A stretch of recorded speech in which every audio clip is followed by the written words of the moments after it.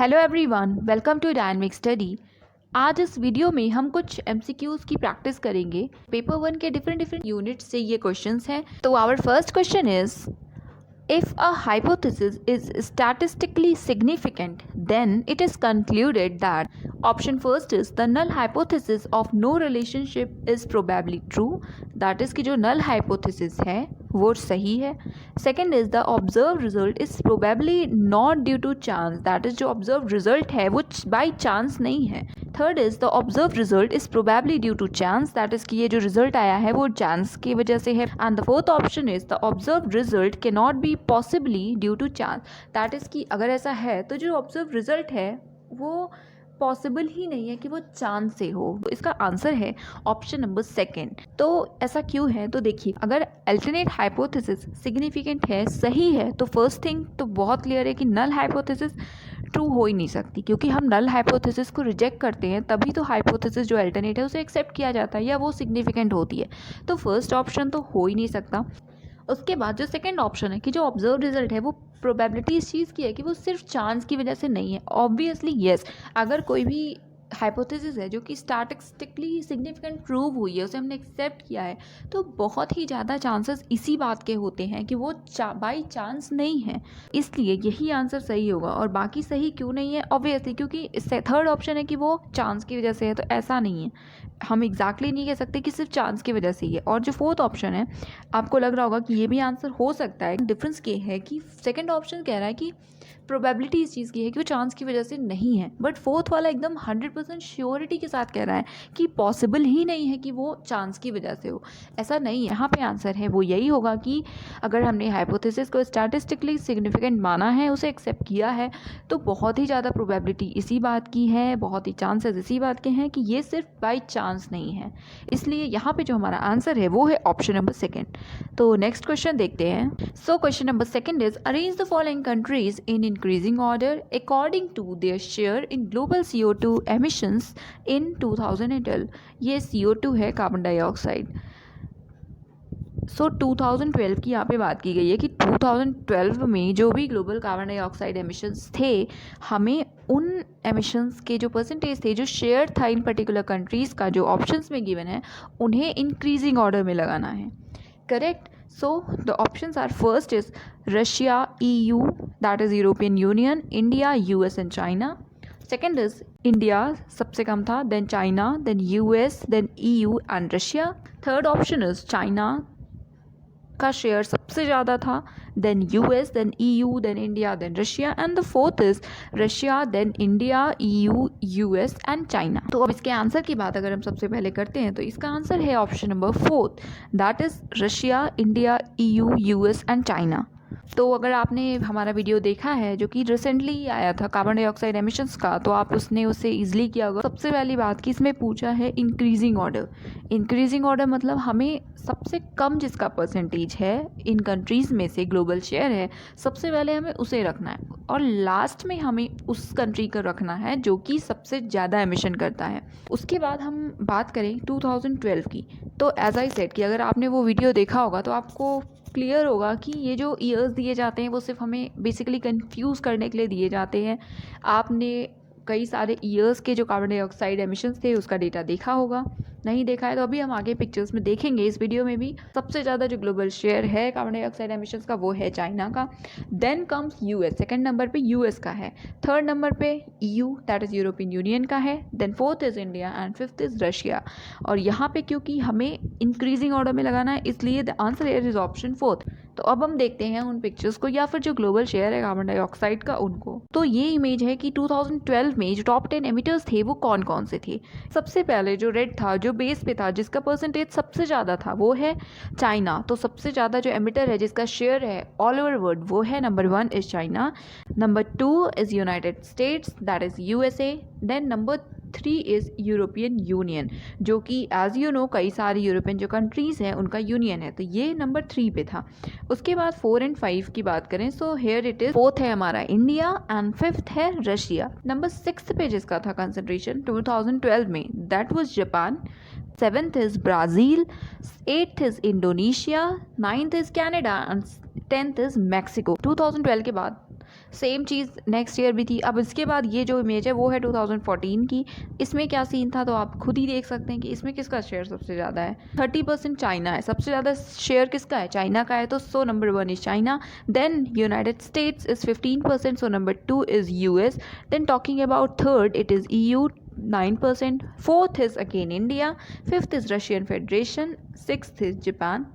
Same चीज़ें हैं। Then talking about कि 2015 में क्या सिचुएशन थी, तो यहाँ पे जो इस पाई चार्ट में है ये सिर्फ जो 5 कंट्रीज़ हैं उनका और ओवरऑल कितना शेयर है सिर्फ वही मेंशन है, जो बाकी अदर्स या जापान और बाकी कंट्रीज़ हैं वो मेंशन नहीं है, इसीलिए ये आपको 100% टोटल नहीं दिख रहा है। यहाँ पे अदर्स के जो पोर्शन है आप उसे चाहे तो ऐड कर सकते हैं, बट इतना उसका इशू नहीं था। जो कंट्रीज़ हैं टॉप 5 वो सेम है। नंबर 1 आपको दिख रहा है चाइना अगेन, सेकंड है यहाँ पे यूएस, देन थर्ड की बात करें थर्ड है EU, फोर्थ है इंडिया, फिफ्थ है यहाँ पे रशिया।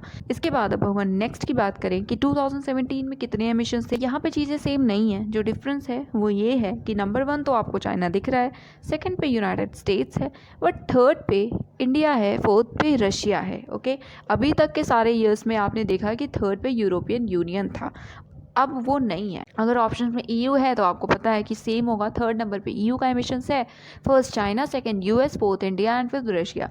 जहाँ पे EU नहीं होगा, फर्स्ट यहाँ पे चाइना है, second US, third India, fourth Russia, fifth is Japan, then sixth is Germany according to their percentage of global shares.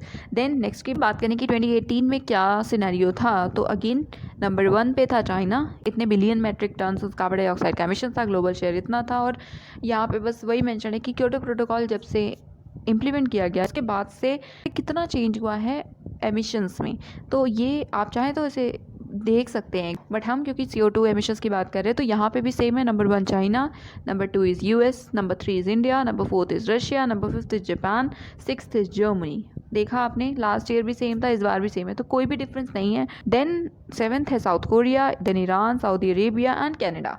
So our question number 3 is, any valid standard form of categorical syllogism with a particular conclusion and two universal premises will commit the fallacy of। तो सबसे पहले आपको basic चीज़ तो पता होगी कि conclusion में जो भी सब्जेक्ट या प्रेडिकेट होता है उसी के बेसिस पे हम मेजर या माइनर टर्म डिसाइड करते हैं या मेजर या माइनर प्रेमाइस डिसाइड करते हैं। दैट इज़ कि जो कंक्लूजन का सब्जेक्ट होता है वो एक माइनर टर्म होता है और वो माइनर टर्म जिस भी प्रेमाइस में होता है उसी को हम माइनर प्रेमाइस कह देते हैं।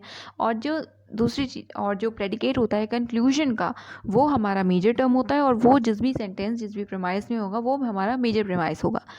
तो यहाँ पे जो इलिसिट मेजर और इलिसिट माइनर है ये दोनों इन्हीं से रिलेटेड है, दैट इज़ कि मेजर या फिर माइनर टर्म से। तो बेसिकली दोनों में ही सेम चीज़ होती है कि प्रेमाइस में कोई चीज़ अनडिस्ट्रीब्यूटेड है उसे हमने कंक्लूजन में डिस्ट्रीब्यूट कर दिया। जहाँ पे जो मेजर प्रेमाइस है दैट इज़ कि जो कंक्लूजन का हमारा प्रेडिकेट है वो कंक्लूजन में तो डिस्ट्रीब्यूटेड है लेकिन वो प्रेमाइस में अनडिस्ट्रीब्यूटेड है। तो सपोज़ कि हमारा जो प्रेमाइस 1 हो गया कि ऑल AR B, इसमें अनडिस्ट्रीब्यूटेड है B, बट हमने कंक्लूजन में लिया कि सम A या सम C या नॉट B, सम C या नॉट B, कोई भी टर्म ले सकते हैं, तो नॉट B, तो वहाँ पे प्रेमाइस में मेजर टर्म में डिस्ट्रीब्यूटेड नहीं था बट हमने कंक्लूजन में उसे डिस्ट्रीब्यूटेड कर दिया, तो यहाँ पे इलिसिट मेजर फॉलिसी होगी। एंड सिमिलरली माइनर के केस में है कि अगर हमने जो माइनर प्रेमाइस है माइनर टर्म है वो अनडिस्ट्रीब्यूटेड है बट हमने कंक्लूजन में उसे डिस्ट्रीब्यूटेड ले लिया, इस केस में जो हमारा पॉलिसी होगी वो होगी इलिसिट माइनर। अब fourth that is undistributed middle की बात करते हैं, तो इसमें जो मिडिल टर्म होता है वो अनडिस्ट्रीब्यूटेड होता है दोनों ही प्रेमाइसेस में। एंड देन हम अगर सेकेंड ऑप्शन की बात करें जो कि हमारा आंसर है एग्जिस्टेंशियल पॉलिसी, तो बेसिकली इसमें एग्जिस्टेंस ही नहीं हो सकता जो कंक्लूजन है उसका। इसका जो स्टेटमेंट होता है वो यही होता है कि अगर कोई भी कभी भी हमारे जो दो प्रेमाइसेस है वो यूनिवर्सल है और जो कंक्लूजन हमारा आ रहा है वो पर्टिकुलर है, तो ये एक एग्जिस्टेंशियल पॉलिसी होती है। तो यहाँ पे जो हमारा आंसर है वो है option number second, that is existential policy. So question number fourth is, the key element for effective interpersonal communication is, interpersonal जो कम्युनिकेशन है वो इफेक्टिव हो उसके लिए इनमें से कौन सा एलिमेंट है जो बहुत ही इंपॉर्टेंट है, ये की एलिमेंट है। Options are, first is abstraction, second is desensitization, third is active listening या फोर्थ इज ईगोसेंट्रिक रीइंफोर्समेंट। तो ऑब्वियसली अगर इंटरपर्सनल कम्युनिकेशन हो रहा है या इफेक्टिव हो उसके लिए सबसे ज़्यादा इंपॉर्टेंट है कि जो लिसनिंग है वो एक्टिव हो, बेसिकली हम एक एक्टिव लिसनर हो, हम चीज़ों को सुने देन कम्युनिकेट करें। तो यहाँ पे जो हमारा आंसर है वो है option number third, that is active listening. So question number 5 is the next term in the series, that is कि एक अल्फ़ाबेट की सीरीज दी हुई है, इसमें जो नेक्स्ट टर्म है इस ब्लैंक में ये वो क्या होगा ये हमें बताना है। तो अब अगर हम सबसे पहले इस सीरीज़ की बात करें तो इसमें फर्स्ट ऑफ ऑल तो हमें यही देखना चाहिए कि आपस में इन जो सीरीज़ है इनका एक दूसरे में कोई कनेक्शन हो रहा है या नहीं हो रहा है। फॉर एग्ज़ाम्पल ABD है, देन इसके बाद जो सेकेंड है वो DGK है, क्या इनके बीच में गैप या समथिंग कुछ ऐसा रिलेशन है जो इसमें भी हो। सिमिलर रिलेशन सब सीरीज़ में ऐसा तो हमें यहाँ पे तो नहीं दिख रहा है क्योंकि A के बाद B में कोई गैप नहीं है, बट यहाँ DG में गैप है और उसके बाद HM में देखें तो ऐसा कोई कनेक्शन नहीं है। इसके बाद जो सेकंड स्टेप हमें देखना चाहिए, उसके बाद हमें ये देखना चाहिए कि इनका एक दूसरे में क्या रिलेशन है, कुछ रिलेशन है या नहीं। तो उसे हम देखें तो सबसे पहले आपको A के बाद D दिख रहा है, A और D के बीच में 2 लेटर्स आते हैं, that is B and C। तो यहाँ पे 2 लेटर्स हैं। उसके बाद D to H की बात करें, यहाँ पे कितने लेटर्स हैं, तो यहाँ पे बीच में 3 लेटर्स आते हैं, करेक्ट।